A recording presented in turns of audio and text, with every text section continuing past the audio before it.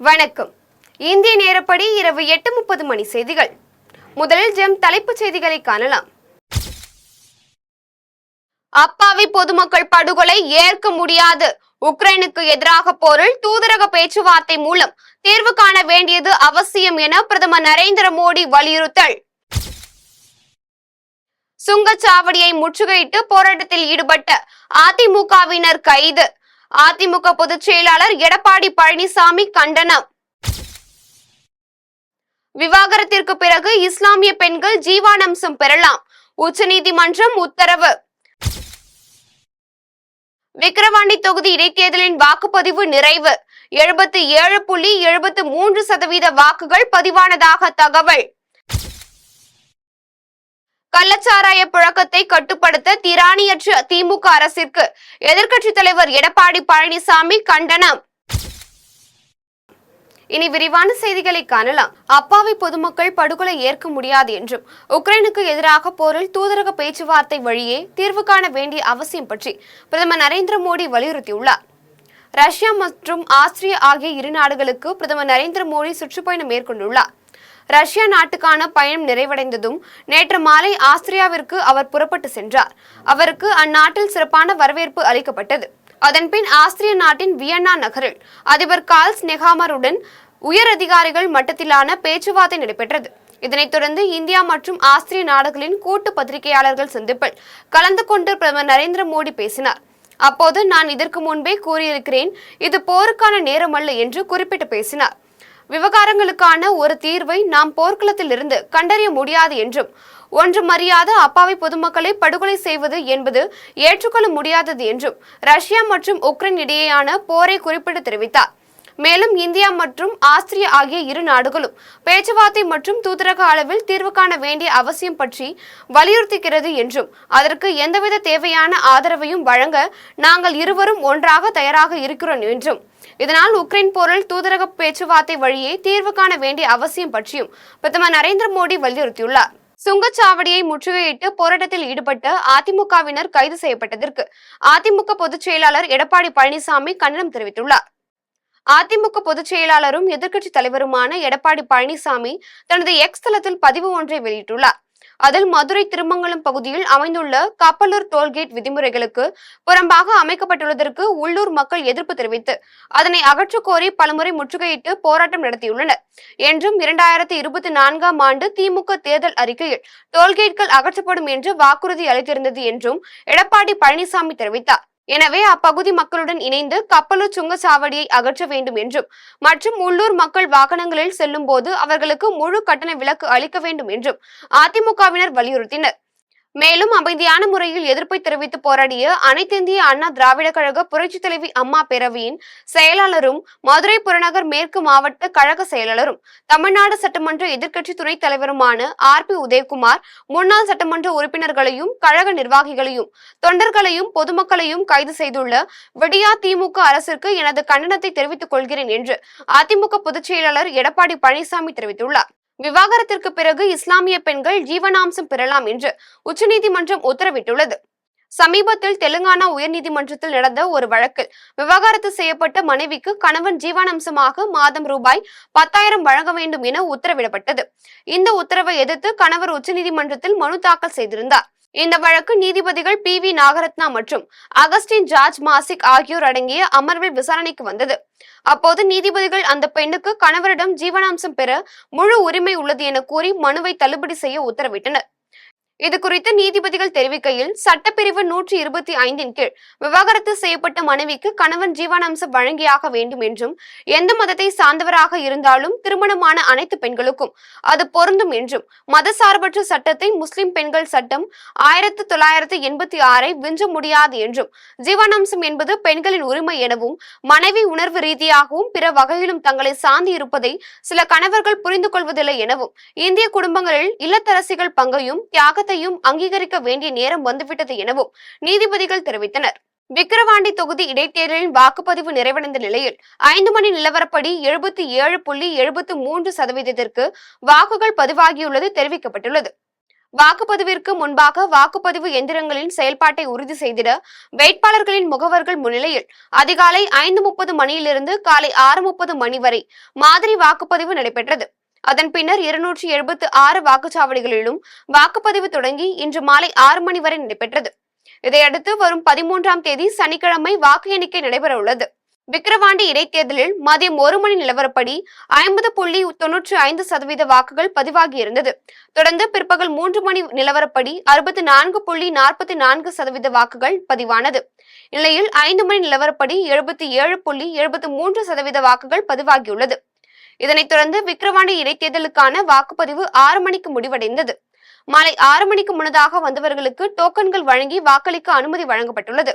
கள்ளச்சாராய புழக்கத்தை கட்டுப்படுத்த திராணியற்ற திமுக அரசிற்கு எதிர்க்கட்சித் தலைவர் எடப்பாடி பழனிசாமி கண்டனம் தெரிவித்துள்ளார். அதிமுக பொதுச் செயலாளரும் எதிர்க்கட்சித் தலைவருமான எடப்பாடி பழனிசாமி தனது எக்ஸ் தளத்தில் பதிவு ஒன்றை பதிவிட்டுள்ளார்.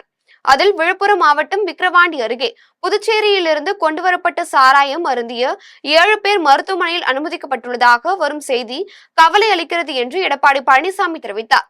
மேலும் நான் ஏற்கனவே சொன்னது போல அதிகாரிகளை மட்டும் மாற்றிவிட்டால் பிரச்சனை தீர்ந்துவிடும் என்று விடியா திமுக முதலமைச்சர் செயல்படுவது எந்த பலனும் அளிக்காது என்றும் அடிப்படை நிர்வாக சீரமைப்பில் கவனம் செலுத்தாமல் கள்ளச்சாராய புழக்கத்தை கட்டுப்படுத்த திராணியற்ற விடியா திமுக அரசிற்கு எனது கடும் கண்டனத்தை தெரிவித்துக் கொள்கிறேன் என எடப்பாடி பழனிசாமி தெரிவித்தார். மேலும் மருத்துவமனைகளில் சிகிச்சை பெறுவோருக்கு உரிய சிகிச்சை அளிக்கவும் அண்டை மாநில சாராயங்கள் புழங்குவதை தடுப்பது அரசின் கடமை என்பதை உணர்ந்து எல்லைகளில் மதுவிலக்கு சோதனைகளை தீவிரப்படுத்தவும் விடியா திமுக முதலமைச்சரை வலியுறுத்துகிறேன் என்றும் எடப்பாடி பழனிசாமி தெரிவித்துள்ளார். இளைஞர்கள் நிறைந்த ராணுவத்தை உருவாக்க வேண்டும் என்று உருவாக்கப்பட்ட அக்னிபாத் திட்டத்தை அரசியலுக்காக எதிர்க்கட்சிகள் எதிர்ப்பு தெரிவிக்கின்றனர் என்று சென்னையில் பாஜக மாநில துணைத் தலைவர் கரு நாகராஜன் தெரிவித்துள்ளார். சென்னை தியாகராய நகரில் உள்ள பாஜக தலைமை அலுவலகமான கமலாலயத்தில் பாஜக மாநில துணைத் தலைவர் கரு நாகராஜன் செய்தியாளர்களை சந்தித்து பேசினார். அப்போது நாடாளுமன்றத்தில் ராகுல் காந்தி அக்னிபாத் தொடர்பாக பெரிய பொய்யை பேசினார் எனவும் அதற்கு அமைச்சர் ராஜ்நாத் சிங் பதிலடி கொடுத்துள்ளார் எனவும் ராகுல் காந்தி மட்டுமல்ல தமிழக முதலமைச்சர் மு.க. ஸ்டாலின், உதயநிதி ஸ்டாலின் என அனைவரும் இந்த திட்டத்தை குறை சொல்வதுதான் எண்ணம் என்றும் பல மாநிலங்களில் அக்னிபாத் திட்டத்தில் 4 வருடம் கழித்து வரும் இளைஞர்களுக்கு வேலைவாய்ப்பு முன்னுரிமை வழங்கப்படுகிறது எனவும் இளைஞர்கள் நிறைந்த ராணுவத்தை உருவாக்க வேண்டும் என்று உருவாக்கப்பட்ட இந்த திட்டத்தை அரசியலுக்காக அவர்கள் எதிர்ப்பு தெரிவிக்கின்றனர் எனவும் கரு நாகராஜன் தெரிவித்துள்ளார். வெறும் பொய்யை மட்டுமே பேசிய ராகுல் காந்தி அவர்கள் ராணுவம் தொடர்பான விஷயத்திலும் ஒரு மிகப்பெரிய பொய்யை இங்கு பேசினார். பேசியவுடன் மத்திய அமைச்சர் மரியாதைக்குரிய ராஜ்நாத் சிங் அவர்கள் அதுக்கு தகுந்த பதிலடி அங்கே கொடுத்தார். அந்த அக்னி வீரர்களுடைய அவர்கள் எழுப்பிய பொய் பிரச்சாரத்திற்காக அதற்கான விளக்கத்தை இந்தியா முழுவதும் இருக்கக்கூடிய மாநில தலைமை பாரதிய ஜனதா கட்சியினுடைய அலுவலகங்களில் இன்றைக்கு பத்திரிகையாளர்கள் சந்திப்பு நடத்த ஏற்பாடு செய்யப்பட்டிருக்கிறது. மாநில தலைவர் திரு அண்ணாமலை அவர்களுடைய வழிகாட்டுதலின்படி எங்கள் முன்னாள் ராணுவ பிரிவினுடைய தலைவர் திரு ராமன் அவர்கள் இங்கே உங்களை சந்திக்கிறார். மறைந்த பகுஜன் சமாஜ் கட்சி மாநில தலைவர் ஆம்ஸ்ட்ராங் பெயரில் அம்பேத்கர் சட்ட பல்கலைக்கழகத்தில் இருக்கைகள் அமைக்க வேண்டும் என சென்னையில் பாஜக மாநில பொதுச் செயலாளர் பொன் பாலகணபதி தமிழக அரசிற்கு கோரிக்கை விடுத்துள்ளார். சென்னை தியாகராயர் நகரில் உள்ள பாஜக தலைமை அலுவலகத்தில் பாஜக மாநில பொதுச் செயலாளர் பொன் பாலகணபதி செய்தியாளர்களை சந்தித்து பேசினார். அப்போது சமீபத்தில் வெட்டி படுகொலை செய்யப்பட்ட பகுஜன் சமாஜ்வாதி கட்சியின் மாநில தலைவர் ஆம்ஸ்ட்ராங் மாணவர்களின் கல்விக்காக பல்வேறு உதவிகள் செய்துள்ளார் எனவும் குறிப்பாக சட்டம் பயிலும் மாணவர்களுக்கு பல்வேறு உதவிகளை செய்துள்ளார் எனவும் பொன் பாலகணபதி தெரிவித்தார். மேலும் ஆம்ஸ்ட்ராங்கின் கல்வி சேவையை பெருமைப்படுத்தும் விதமாக அவருடைய பெயரிலேயே அம்பேத்கர் சட்ட பல்கலைக்கழகத்தில் இருக்கைகள் அமைத்து பெருமைப்படுத்த வேண்டும் என பாஜக தலைவர் அண்ணாமலை தலைமையில் எங்கள் செயற்குழுவில் முடிவெடுத்துள்ளோம் என்றும் அதன் அடிப்படையில் அம்பேத்கர் சட்ட பல்கலைக்கழகத்தில் ஆம்ஸ்ட்ராங் பெயரில் இருக்கைகள் அமைக்க வேண்டும் என தமிழக அரசிற்கு கோரிக்கை விடுத்துள்ளதாக பாஜக மாநில பொதுச் செயலாளர் பொன் பாலகணபதி தெரிவித்துள்ளார். அவருடைய கல்வி பணியை நமக்கு பாராட்டும் விதமாக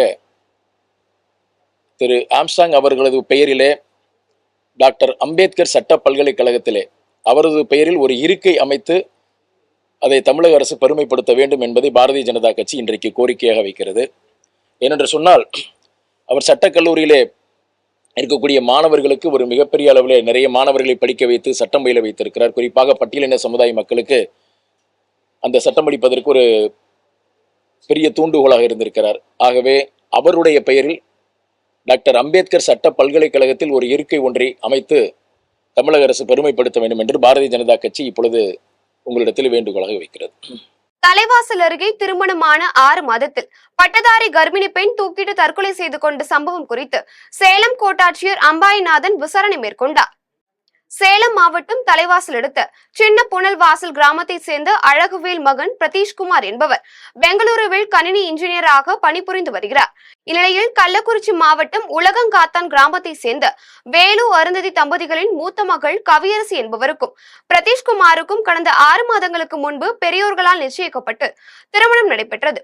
இந்த நிலையில் புதுமண தம்பதிகளான பிரதீஷ்குமார் மற்றும் அவரது மனைவி கவியரசி ஆகிய இருவருக்கும் குடும்ப பிரச்சனை காரணமாக அடிக்கடி தகராறு ஏற்பட்டு வந்ததாகவும் பிரதீஷ்குமார் தனது மனைவியிடம் வரதட்சணை கேட்டு கொடுமைப்படுத்தியதாகவும் கூறப்படுகிறது.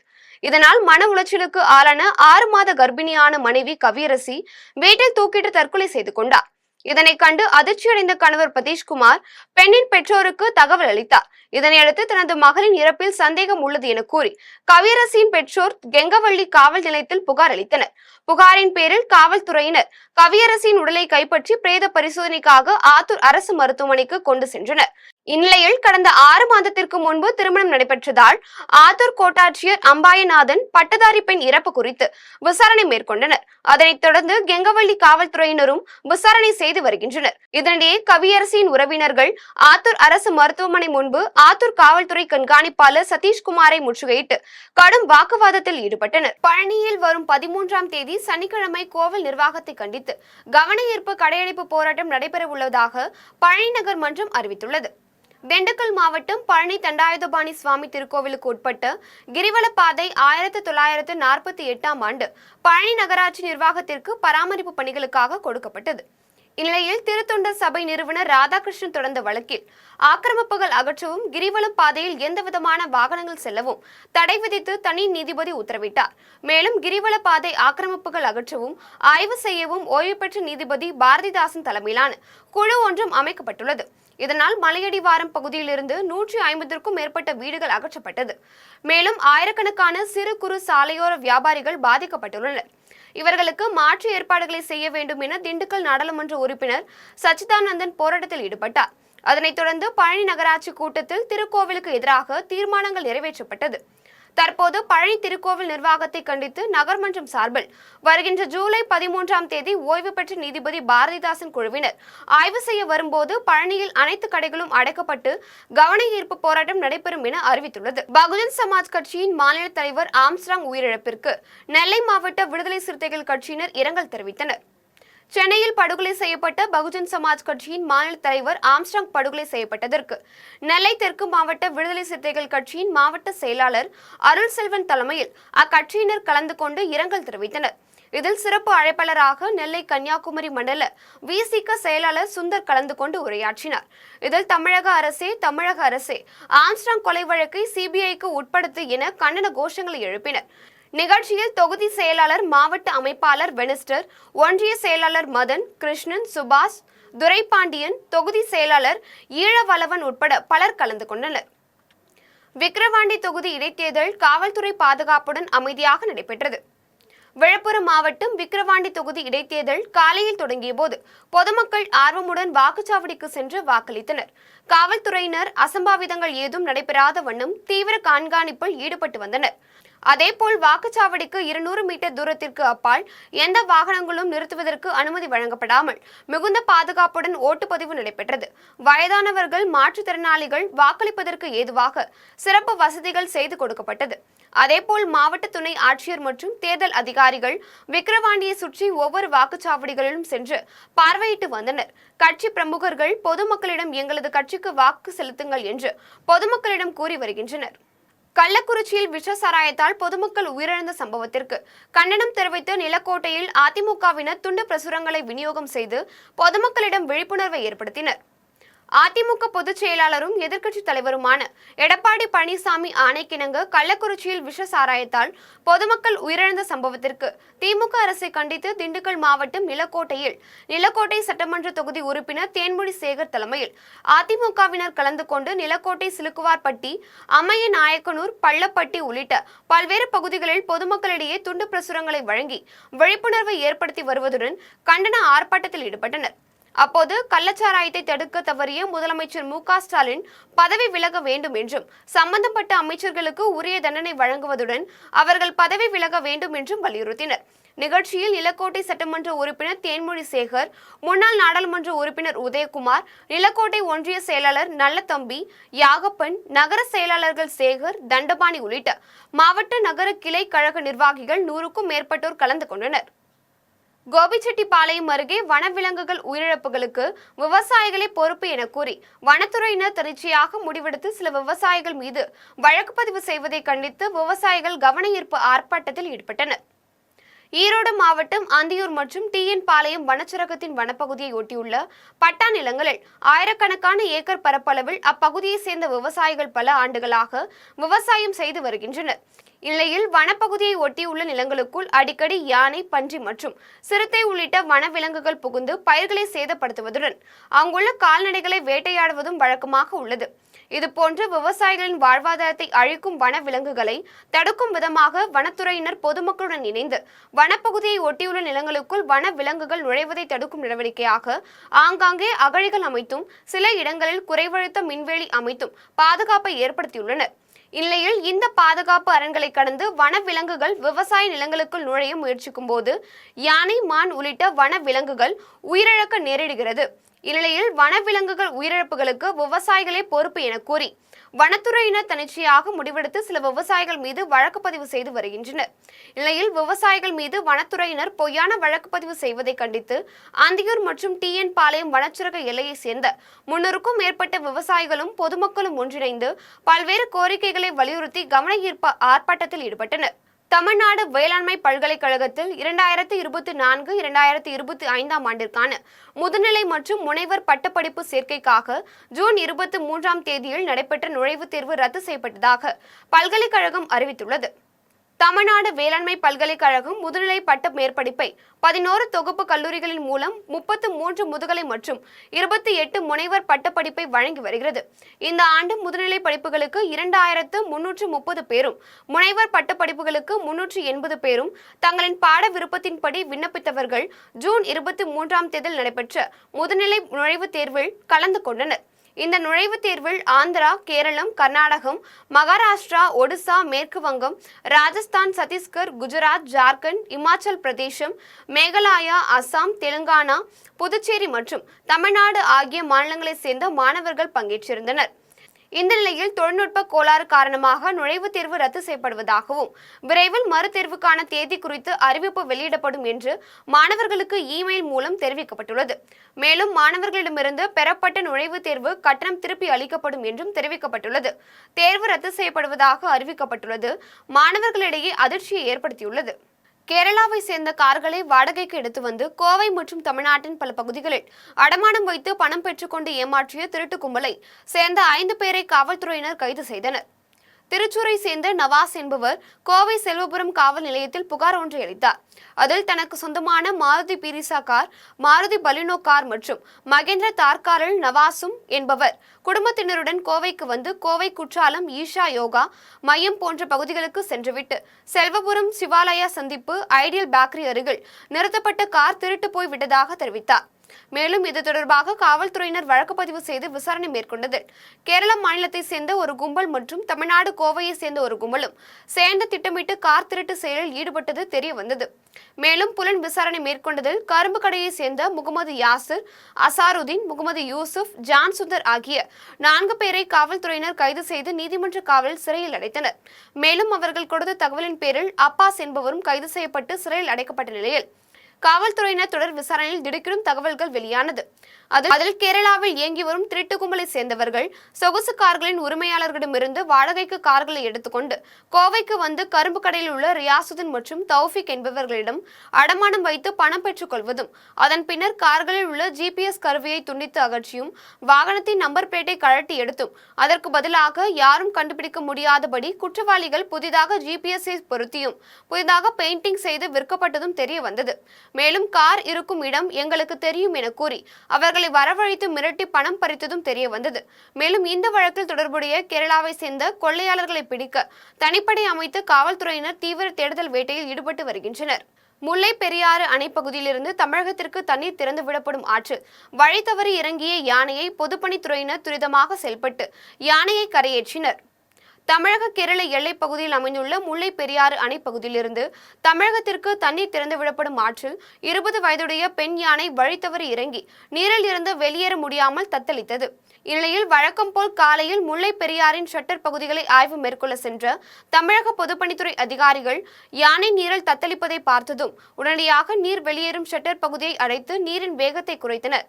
இதனால் நீண்ட நேரமாக நீரில் இருந்து வெளியேற முடியாமல் தத்தளித்த யானை கரையேறியது. மேலும் யானையை மீட்க தமிழக பொதுப்பணித்துறையினருடன் கேரள வனத்துறை அதிகாரிகளும் ஒன்றிணைந்து யானையை மீட்க உதவி புரிந்தனர். மேலும் யானையை மீட்க தமிழக பொதுப்பணித்துறையினருடன் கேரள வனத்துறை அதிகாரிகளும் ஒன்றிணைந்து யானையை மீட்க உதவி புரிந்தனர். மேலும் யானையை மீட்க தமிழக பொதுப்பணித்துறையினர் துரித நடவடிக்கை மேற்கொண்டதால் தான் யானை மீட்கப்பட்டது என கூறிய கேரள வனத்துறையினர் தமிழக பொதுப்பணித்துறையினருக்கு நன்றி தெரிவித்தனர். வேலூரில் நடைபெற்ற சிறப்பு மனுநீதி நாள் முகாமில் ரூபாய் 1,98,00,000 மதிப்பீட்டில் நலத்திட்ட உதவிகள் வழங்கப்பட்டது. வேலூர் மாவட்டம் கம்மவான்பேட்டை கிராமத்தில் உள்ள அரசு பள்ளி மைதானத்தில் ஊராட்சி மன்ற தலைவர் கவிதா முருகன் தலைமையில் சிறப்பு மனு நீதி நாள் முகாம் நடைபெற்றது. இதில் சிறப்பு அழைப்பாளராக மாவட்ட வருவாய் அலுவலர் மாலதி கலந்து கொண்டு 100 அடி உயர கொடிக்கம்பத்தில் தேசிய கொடியை ஏற்றி வைத்தார். நிகழ்ச்சியில் கால்நடைத்துறை, தோட்டக்கலைத்துறை, வேளாண்மை துறை ஆகிய பல துறைகளின் சார்பில் கண்காட்சிகள் நடத்தப்பட்டது. அதனைத் தொடர்ந்து முகாமில் கலந்து கொண்ட பயனாளிகளுக்கு ரூபாய் 1,98,00,000 மதிப்பீட்டில் தையல் இயந்திரம், வேளாண் உபகரணங்கள், இஸ்திரி பெட்டிகள் உள்ளிட்ட நலத்திட்ட உதவிகள் வழங்கப்பட்டது. தேனியில் புதிதாக கட்டப்பட்டு வரும் அரசு மருத்துவமனை கட்டிடத்தின் முகப்பு சுவர் இடிந்து விழுந்ததில் தொழிலாளி உயிரிழந்த சம்பவத்திற்கு ஒப்பந்ததாரரையும் தமிழக அரசையும் கண்டித்து உறவினர்கள் கண்டன ஆர்ப்பாட்டத்தில் ஈடுபட்டனர். தேனி மாவட்டம் கம்பம் அரசு மருத்துவமனையில் புதிதாக கட்டப்பட்டு வரும் கட்டிடத்தில் பூச்சி வேலை செய்த தொழிலாளிகள் மீது புதிய கட்டிடத்தின் முகப்பு சுவர் இடிந்து விழுந்ததில் மதுரையை சேர்ந்த நம்பிராஜன் என்பவர் சம்பவ இடத்திலேயே உயிரிழந்தார். மேலும் இந்த விபத்தில் காயமடைந்த 2 பேர் மருத்துவமனையில் தீவிர சிகிச்சை பிரிவில் அனுமதிக்கப்பட்டுள்ளனர். இந்நிலையில் உயிரிழந்த நம்பிராஜனின் குடும்பத்திற்கு ரூபாய் 25 லட்சம் நிவாரணமும், தீவிர சிகிச்சை பிரிவில் உள்ள ரத்தினம் மற்றும் முனீஸ்வரனுக்கு ரூபாய் 15 லட்சமும் தமிழக அரசு வழங்க வேண்டும் என வலியுறுத்தி முன்னாள் நாடாளுமன்ற உறுப்பினர் பாலபாரதி தலைமையில் உறவினர்கள் மற்றும் பொதுமக்கள் கண்டன ஆர்ப்பாட்டத்தில் ஈடுபட்டனர். ஆர்ப்பாட்டத்தை தொடர்ந்து பாலபாரதி செய்தியாளர்களிடம் தெரிவிக்கையில், இது ஒரு கொடூரமான விபத்து. ஒரு அரசாங்க மருத்துவமனை, உயிர் காக்கக்கூடிய மருத்துவமனையிலேயே உயிரை எடுக்கக்கூடிய கட்டட நிலைமை இருந்தால் பொதுமக்களிடம் ஒரு பெரிய அச்சம் நிலவுகிறது. இடிங்க, கட்டடம் சரியா மோசமா இருக்கு. நாங்க ஒரு கருத்தை சொல்லியிருக்கோம், எம்பி ஒரு கருத்தை சொல்லியிருக்கோம். அவரும் கட்டட பொறியியல் வல்லுநர் கிடையாது, நாங்களும் கட்டட வல்லுநர் பொறியாளர்கள் கிடையாது. ஆகவேதான் தமிழ்நாடு அரசு இவ்வளவு ஒரு தலையே உள்ள போற அளவுக்கு நடந்திருக்கு, விபத்து நடந்திருக்குன்னு சொல்லி சொன்னா உடனடியாக இந்த கட்டடத்தை தர ஆய்வு செய்யணும். தேனியில் குண்டர் சட்டத்தில் சிறை சென்ற நபரை அரிவாளால் தாக்கிய 9 நபர்களில் 3 பேரை காவல்துறையினர் கைது செய்தனர். தேனி மாவட்டம் பெரியகுளம் அருகே வசித்து வரும் செல்வம் என்பவர் 2 முறை குண்டர் சட்டத்தில் சிறைக்கு சென்றுள்ள நிலையில் இவரின் பெயரில் கொலை உள்ளிட்ட 10க்கும் மேற்பட்ட வழக்குகள் நிலுவையில் உள்ளது. இந்நிலையில் 3 இருசக்கர வாகனங்களில் வந்த 9 பேர் செல்வத்தை அரிவாள் உள்ளிட்ட ஆயுதங்களால் தாக்கியுள்ளனர். இதையடுத்து செல்வம் மற்றும் அவரது உறவினர்கள் கெங்குவார்பட்டி வத்தலகுண்டு சாலையில் ஆயுதங்களுடன் தாக்க வந்த நபர்களை கைது செய்ய கோரி சாலை மறியல் போராட்டத்தில் ஈடுபட்டனர். இந்நிலையில் சிசிடிவி காட்சிகளின் அடிப்படையில் சந்திர, புவனேஸ்வரன், ரோஹித் ஆகிய 3 பேரை கைது செய்த காவல்துறையினர் மீதமுள்ள 6 நபர்களை தேடி வருகின்றனர். தமிழகத்தின் பல்வேறு பகுதிகளில் உள்ள திருக்கோவில்களில் நடைபெற்ற ஆன்மீக நிகழ்வுகளை தற்போது காணலாம். திருவள்ளூர் மாவட்டம் ஆர்கேபேட்டை அடுத்த அம்மையார் குப்பத்தில் அமைந்துள்ள ஸ்ரீ காமாட்சியம்மன் திருக்கோவிலில் மகா கும்பாபிஷேக விழா நடைபெற்று 12 ஆண்டுகள் கடந்து விட்ட நிலையில் கோவில் அறங்காவல் குழு சார்பில் கோவிலுக்கு வர்ணம் தீட்டுதல் உள்ளிட்ட திருப்பணிகள் மேற்கொள்ளப்பட்டது. இதனைத் தொடர்ந்து கும்பாபிஷேக விழாவை முன்னிட்டு கோயில் வளாகத்தில் யாகசாலைகள் அமைக்கப்பட்டு நித்திய ஹோம பூஜைகள் நடைபெற்றது. அதனைத் தொடர்ந்து 3ஆம் நாள் விழாவில் காலையில் மகா பூர்ணாகதி ஹோம பூஜைகள் நடைபெற்றது. அதனை அடுத்து சிவாச்சாரியர்கள் யாகத்தில் பூஜிக்கப்பட்ட புனித நீரை மேலத்தாள வாத்தியங்களுடன் கோவிலின் கோபுரத்திற்கு எடுத்து சென்று கலசத்தின் மீது ஊற்றி கும்பாபிஷேகத்தை சிறப்பாக நடத்தினர். அதன் பின்னர் கோவிலில் திரண்டிருந்த பக்தர்கள் மீது புனித நீரை தெளித்தனர். இதனைத் தொடர்ந்து காமாட்சி அம்மன் மூலவருக்கு சிறப்பு அபிஷேக பூஜைகள் செய்யப்பட்டு மலர் அலங்காரத்தில் அம்மனுக்கு தீபாராதனை நடைபெற்றது. விழாவில் ஏராளமான பக்தர்கள் கலந்து கொண்டு ஸ்ரீ காமாட்சி அம்மனை வழிபட்டனர். விழாவில் பங்கேற்ற பொதுமக்களுக்கு கோவில் நிர்வாகம் சார்பில் பிரசாதம் மற்றும் அன்னதானம் வழங்கப்பட்டது. காஞ்சிபுரம் மாவட்டம் வாலாஜாபாத் ஒன்றியத்திற்கு உட்பட்ட காரை கிராமத்தில் ஸ்ரீ புலியாத்தம்மன் ஆலயம் அமைந்துள்ளது. இந்த ஆலயத்தை கிராம நாட்டாமைதாரர்கள், கிராம பொதுமக்கள் மற்றும் ஊராட்சி மன்ற தலைவர், துணைத் தலைவர், வார்டு உறுப்பினர்கள் ஒன்றிணைந்து புனரமைத்து கும்பாபிஷேக விழாவை சிறப்பாக நடத்தினர்.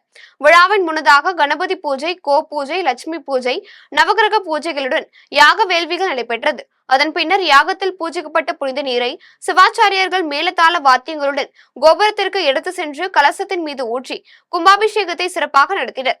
அதன் பின்னர் பக்தர்கள் மீது தெளித்தனர். விழாவில் நாட்டாமைதாரர்கள், ஊராட்சி மன்ற தலைவர் வள்ளி செல்வம், துணைத் தலைவர் கவிதா டெல்லி பாபு, முன்னாள் ஊராட்சி மன்ற தலைவர் தெய்வ சிகாமணி, தொழிலதிபர் கனக சபாபதி, வார்டு உறுப்பினர்களுடன் திரளான பக்தர்கள் கலந்து கொண்டு ஸ்ரீ புலியாத்தம்மனை வழிபட்டனர். விழாவில் கலந்து கொண்ட பக்தர்களுக்கு அன்னதானம் வழங்கப்பட்டது. புதுச்சேரி மாநிலம் காரைக்காலில் அமைந்துள்ள பிரசித்தி பெற்ற ஸ்ரீ சுந்தராம்பிகை உடனுரை ஸ்ரீ கைலாசநாத சுவாமி ஆலயத்தில் ஆனி மாத மகம் நட்சத்திரத்தில் இறைவனோடு இரண்டர கலந்த மாணிக்க வாசகரின் குரு பூஜை விழா சிறப்பாக நடைபெற்றது. விழாவின் முன்னதாக மஞ்சள், பால், தயிர், விபூதி, சந்தனம் மற்றும் பஞ்சாமிர்தம் உள்ளிட்ட பல்வேறு திரவியங்களால் அபிஷேகங்கள் நடைபெற்றது. தொடர்ந்து மகா தீபாராதனையும் நடைபெற்றது. அதன் பின்னர் ஆலயத்தை வலம் வந்த பக்தர்கள் ஓம் நமச்சிவாய என்ற மூல மந்திரத்தை ஓதியபடியும் திருவாசகத்தை பாடியும் நகரின் முக்கிய வீதிகளில் வீதி உலாவாக சென்று ஆலயம் வந்தடைந்தனர். சேலம் மாவட்டம் சங்ககிரி மலையடிவாரத்தில் பிரசித்தி பெற்ற சோமேஸ்வரர் கோவிலின் மகா கும்பாபிஷேக விழாவிற்காக கடந்த மாதம் 3ஆம் தேதி கொடியேற்றம் நடைபெற்றது. அதனையடுத்து 1000க்கும் மேற்பட்ட பெண்கள் காவிரி ஆற்றிலிருந்து தீர்த்த குடம் எடுத்துக்கொண்டு ஊர்வலமாக கோவிலுக்கு வந்தனர். அப்போது செண்டை மேளம் முழங்க யானை, குதிரை, பசுவுடன் பக்தர்கள் சுவாமி வேடம் அணிந்து முக்கிய வீதிகள் வழியாக ஊர்வலமாக சென்று கோவிலை வந்தடைந்தனர். அதன் பின்னர் சுவாமிக்கு சிறப்பு அபிஷேகம் நடைபெற்றது. இதில் ஏராளமான பக்தர்கள் சுவாமி தரிசனம் செய்தனர். வருகின்ற 12ஆம் தேதி வெள்ளிக்கிழமை காலை சோமேஸ்வரர் கோவில் கும்பாபிஷேக விழா நடைபெற உள்ளது. இதற்கான ஏற்பாடுகளை விழா குழுவினர் செய்து வருகின்றனர். விழாவில் பங்கேற்ற அனைவருக்கும் அன்னதானம் வழங்கப்பட்டது. திண்டுக்கல் மாவட்டம் பழனி அருகே எட்டமன் நாயக்கன் புதூர் கிராமத்தில் அமைந்துள்ள ஸ்ரீ ராஜகாளியம்மன் திருக்கோவிலில் புனரமைப்பு பணிகள் நடைபெற்றதை அடுத்து கும்பாபிஷேக விழா சிறப்பாக நடைபெற்றது. விழாவின் முன்னதாக கணபதி பூஜை, கோ பூஜை, லட்சுமி பூஜை, நவகிரக பூஜைகளுடன் யாக வேள்விகள் நடைபெற்றது. அதனைத் தொடர்ந்து சிவாச்சாரியர்கள் யாகத்தில் பூஜிக்கப்பட்ட புனித நீரை மேலத்தாள வாத்தியங்கள் முழங்க கோவிலின் கோபுரத்திற்கு எடுத்து சென்று கலசத்தின் மீது ஊற்றி கும்பாபிஷேகத்தை சிறப்பாக நடத்தினர். அதன் பின்னர் பக்தர்கள் மீது புனித நீரை தெளித்தனர். விழாவிற்கான ஏற்பாடுகளை ஊர் பன்னாடி, கோதண்டபாணி உள்ளிட்டோர் செய்திருந்தனர். விழாவில் ஏராளமானோர் கலந்து கொண்டு ஸ்ரீ ராஜகாளியம்மனை வழிபட்டனர். விழாவில் கலந்து கொண்ட அனைவருக்கும் அன்னதானமும் வழங்கப்பட்டது. சேலம் மாவட்டம் ஆத்தூர் அடுத்த வளையமாதேவி கிராமத்தில் அமைந்துள்ள ஸ்ரீ விநாயகர், ஸ்ரீ முருகன், ஸ்ரீ மாரியம்மன், கம்பப்பெருமாள், ஐயப்பன், ஆஞ்சநேயர், பெரமனச்சாயி, சின்ன வளையத்தாயி, பெரிய வளையத்தாயி, ஐயனார், ஆச்சரியப்பன், எல்லை கருப்பனார், ஸ்ரீ கோட்டையப்பர், 21 அடி உயரமுள்ள வாமுனி, செம்முனி, பலந்த ஜாடமுனி, மலையப்பர் மற்றும் பரிவார தெய்வங்களுக்கு ரூபாய் 50 லட்சம் மதிப்பீட்டில் புதிதாக கோவில் கட்டப்பட்டு புனரமைப்பு பணிகள் நடைபெற்றது. இதையடுத்து பல்வேறு சிறப்பு பூஜைகளுடன் யாக வேள்விகள் நடைபெற்றது. யாகசத்தில் பூஜிக்கப்பட்ட புனித நீரை சிவாச்சாரியர்கள் கோவிலின் கோபுரத்திற்கு எடுத்து சென்று கலசத்தின் மீது ஊற்றி கும்பாபிஷேகத்தை சிறப்பாக நடத்தினர். அதன் பின்னர் கோவிலில் திரண்டிருந்த பக்தர்கள் மீது புனித நீரை தெளித்தனர். இதில் திரளான பக்தர்கள் கலந்து கொண்டு அனைத்து தெய்வங்களையும் வழிபாடு செய்தனர். விழாவில் பங்கேற்ற அனைவருக்கும் அன்னதானமும் வழங்கப்பட்டது. திருவாரூரில் திருவள்ளுவர் தெருவில் எழுந்தரையிலுள்ள ஸ்ரீ நாகவல்லி மாரியம்மன் ஆலயத்தின் அஷ்டபந்தன மகா கும்பாபிஷேக விழா சேகர் சுவாமிகள் ஏற்பாட்டிலும் மோகன சுந்தரம் முன்னிலையில் சிறப்பாக நடைபெற்றது. விழாவின் முன்னதாக கணபதி பூஜை, கோபூஜை உள்ளிட்ட சிறப்பு பூஜைகள் நடைபெற்றதை அடுத்து யாகசாலையில் பூஜிக்கப்பட்ட புனித நீரை சிவாச்சாரியர்கள் மேலத்தாள வாத்தியங்கள் முழங்க கோவிலின் கோபுரத்திற்கு எடுத்து சென்று கலசத்தின் மீது ஊற்றி கும்பாபிஷேகத்தை சிறப்பாக நடத்தினர். அதன் பின்னர் பக்தர்கள் மீது தெளித்தனர். விழாவில் திரளான பக்தர்கள் கலந்து கொண்டு ஸ்ரீ நாகவல்லி மாரியம்மனை வழிபட்டனர். இனி வருவது உலக செய்திகள்.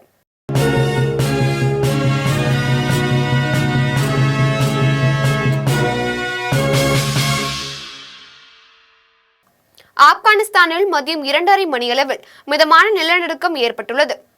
ஆப்கானிஸ்தானில் இன்று மதியம் 2:30 மணியளவில் மிதமான நிலநடுக்கம் ஏற்பட்டது. மதியம் ஏற்பட்ட இந்த நிலநடுக்கம் ரெக்டர் அளவில் 4.3 பதிவானதாக தேசிய நில அதிர்வு மையம் தெரிவித்துள்ளது. மேலும் பூமிக்கடியில் 125 கிலோமீட்டர் ஆழத்தில் நிலநடுக்கம் ஏற்பட்டதாக தெரிவித்துள்ளது. இந்த நிலநடுக்கத்தால் ஏற்பட்ட பாதிப்புகள் குறித்து இதுவரை தகவல் எதுவும் வெளியாகவில்லை என்பது குறிப்பிடத்தக்கது. இனி வருவது விளையாட்டு செய்திகள்.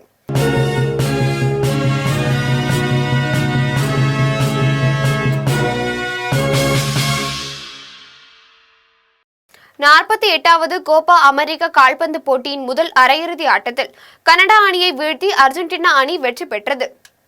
அமெரிக்காவில் நடந்து வரும் 48வது கோப்பா அமெரிக்க கால்பந்து போட்டியின் லீக் காலிறுதி ஆட்டங்களில் முடிவில் அர்ஜென்டினா, கனடா, உருகுவே, கொலம்பியா அணிகள் அரையிறுதி சுற்றுக்கு முன்னேறின. இதில் இன்று நடைபெற்ற முதல் அரையிறுதி ஆட்டத்தில் கனடா அணியை வீழ்த்தி அர்ஜென்டினா இறுதிப் போட்டிக்கு முன்னேறியது. இந்நிலையில் நாளை நடைபெற உள்ள 2வது அரையிறுதியில் உருகுவே, கொலம்பியா அணிகள் மோத உள்ளன. இந்த போட்டியானது இந்திய நேரப்படி நாளை அதிகாலை 5:30 மணிக்கு தொடங்குவது குறிப்பிடத்தக்கது. இனி வருவது வானிலை செய்திகள்.